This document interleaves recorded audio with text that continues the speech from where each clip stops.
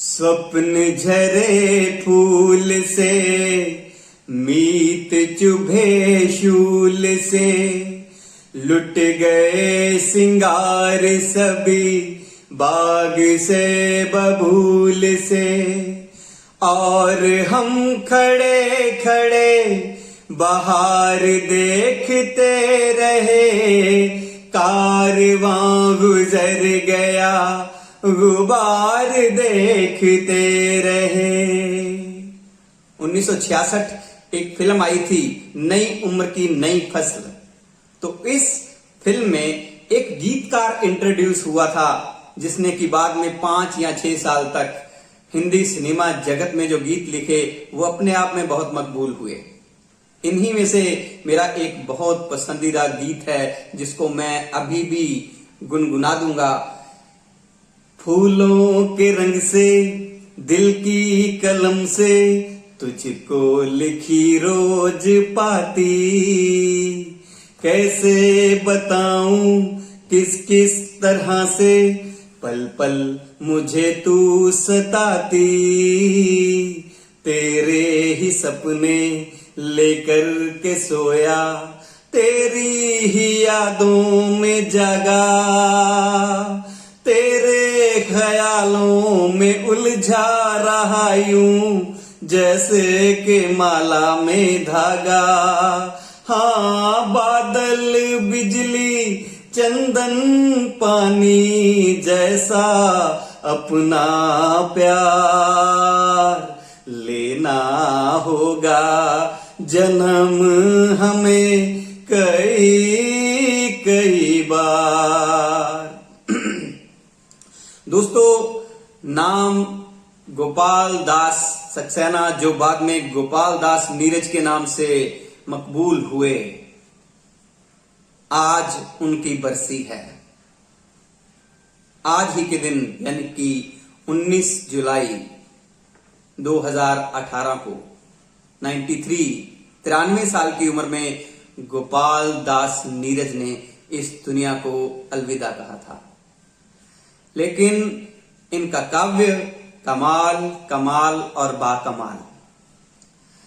मुझे याद है कि आज भी जब चाहे मैं शिक्षक सामाजिक शिक्षा को पढ़ाता रहा या पढ़ा रहा हूं, लेकिन साहित्य से मेरा बहुत प्रेम है और काव्य विद्यार्थियों को पढ़ाना ये मेरा शौक भी है।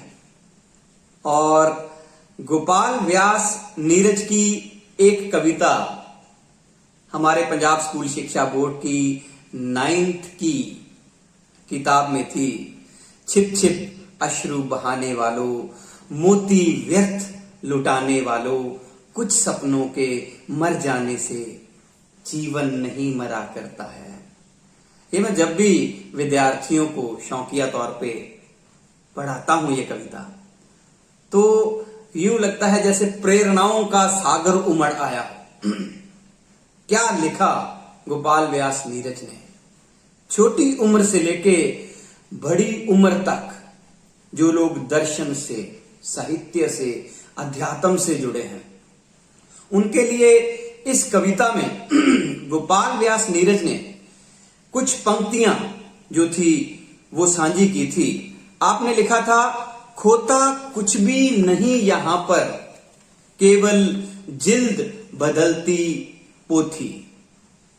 खोता कुछ भी नहीं यहां पर, केवल जिल्द बदलती पोथी, जैसे रात उतार चांदनी, पहने सुबह धूप की धोती।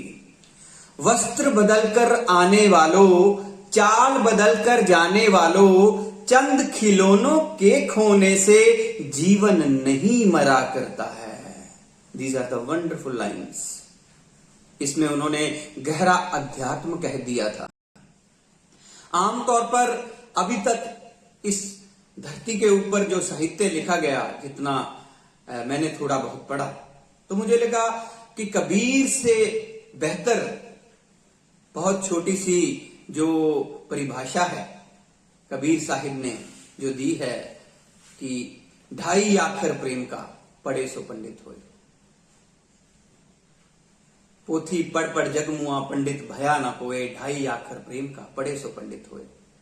ये अपने आप में बहुत प्रेम की अब तक की बहुत सर्वश्रेष्ठ परिभाषा है। लेकिन इसको कुछ शोक अंदाज में एक बार किसी ने गोपाल दास नीरज को बोला कि आप प्रेम को कैसे लिखोगे, तो उन्होंने चंद लम्हों के बाद कुछ लाइनें जो थी वो बोलकर उस फिल्मी डायरेक्टर या देवानंद साहब को सुनाई थी। तो वो बाद में किशोर साहब की आवाज में रिकॉर्ड हुई थी। तो आपने लिखा था, शोखियों में घोला जाए फूलों का शबाब, उसमें फिर मिलाई जाए थोड़ी सी शराब, होगा यूं नशा जो तैयार, वो प्यार है। क्या बात है। ये एक कवि मन है जो कि कमाल पर कमाल करता चला जा रहा था। और जब राज कपूर साहब एक फिल्म बना रहे थे मेरा नाम जोकर, तो उसका टाइटल सॉन्ग जो था वो गोपाल दास नीरज ने लिखा था। ए भाई जरा देख के चलो, आगे ही नहीं पीछे भी, दाएं ही नहीं बाएं भी, ऊपर ही नहीं नीचे भी।